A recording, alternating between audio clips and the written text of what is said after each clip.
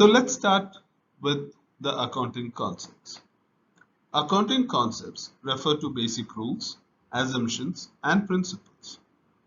This acts as a primary guidance for recording business transactions, maintaining books of accounts, and preparation of financial statements. So let us look at the concepts one by one. Business entity. For all practical purposes, the business and its owners are to be treated as two separate legal entities. Owner's equity are recorded as liability in the business as we treat the business entity separate from its owners. Money measurement. Transactions which can be expressed in monetary terms only are recorded in the books of accounts. Accounting period.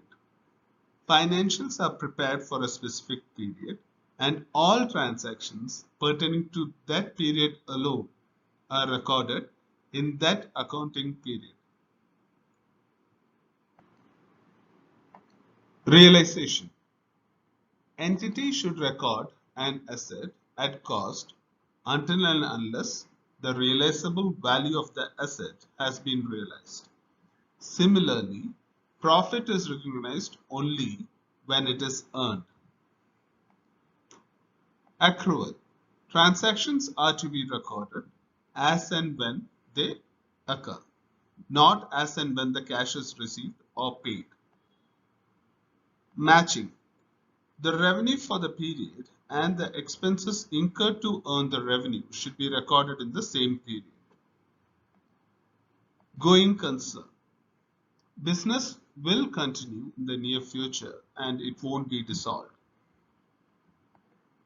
Historical cost. The fixed assets are recorded at original cost and subsequently these assets are shown at historical cost minus accumulated depreciation. Finally, dual aspect.